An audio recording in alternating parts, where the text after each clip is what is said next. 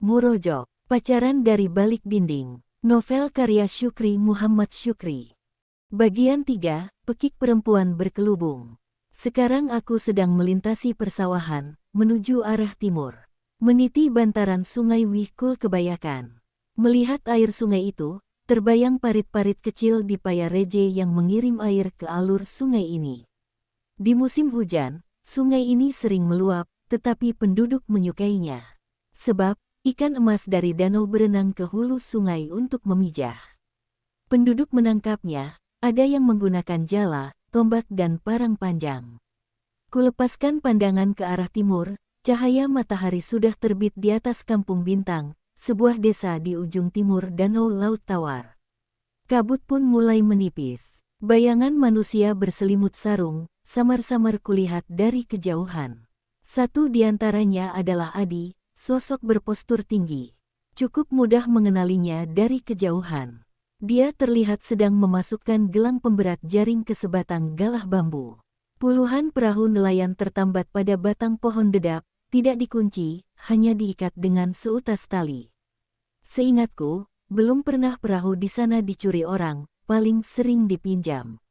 Sorenya, perahu akan dikembalikan lagi ke tempat semula. Angkutan air ini mempunyai fungsi sosial, boleh digunakan tetapi harus dikembalikan lagi ke tempat semula.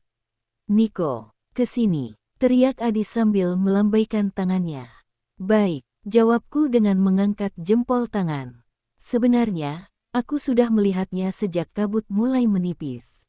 Kusadari kekhawatiran Adi, lantaran sosok di situ semuanya berjembolang, bersorban sarung. Dilihat sekilas, mereka sangat mirip, hanya postur yang membedakannya. Sarung, aksesoris penting bagi seorang lelaki. Fungsinya banyak, dapat digunakan untuk perlengkapan salat, sebagai pengganti topi atau sorban, tempat bekal makanan, sampai fungsi selimut dan pengganti jaket. Tidak mengherankan, di setiap bahu lelaki selalu tersandang selembar sarung. Doran sudah rapi, kata Adi. Doran istilah untuk jaring, terbuat dari benang nilon. Panjangnya sekitar 100 meter lebih, lebarnya 80 cm. Garis tengah setiap lubang jaring itu berukuran 2 inci. Dengan spesifikasi seperti itu, dipastikan sasaran jaring itu adalah ikan mujahir seukuran 4 jari tangan. Terus, tanyaku sedikit bingung. Secepatnya kita berlayar, bisik Adi sambil mendorong perahu ke permukaan air. Siap kapitan, kataku sambil membantunya mendorong perahu. Bagi seorang Adi, peran perahu melebihi seorang kekasih. Dia bisa lupa waktu ketika bercengkrama dengan kedua perahunya. Satu perahu bermesin tempel sudah berlayar ke Tanjung Pedemon, dan satu lagi yang kutumpangi saat ini. Sangat besar andil Adi untuk perahu ini. Dia pernah menceritakan pengalaman liburan semester lalu, membuat perahu di hutan Ulung Gajah. Mereka masuk ke hutan yang berada di atas Kampung Mendale bersama 10 orang, termasuk pamannya, seorang utus, tukang perahu andal.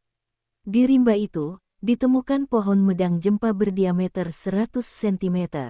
Pohon raksasa itu diolah menjadi bakal perahu dalam waktu 2 hari. Hasil kerja 2 hari, menghasilkan 3 unit bakal perahu. Momen paling mendebarkan, saat menurunkan bakal perahu dari puncak gunung.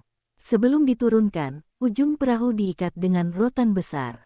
Tali rotan bagian belakang sebagai penahan laju bakal perahu, sedangkan pada bagian depan untuk menarik. Dibentuk 3 regu untuk menurunkan perahu. Setiap regu terdiri dari 3 orang, tugasnya menarik dan menahan laju perahu di tebing terjal. Mereka kemudian menurunkan bakal perahu satu persatu, meniti bahu gunung yang sangat terjal. Semua tenaga dikerahkan untuk menahan daya luncurnya. Kata Adi, dia sempat terpental menahan laju bakal perahu itu. Dia selamat karena tetap berpegangan pada rotan itu. Seandainya terlepas, bakal perahu akan jatuh ke kaki gunung bersama Adi. Dipastikan, bakal perahu itu akan hancur berkeping-keping.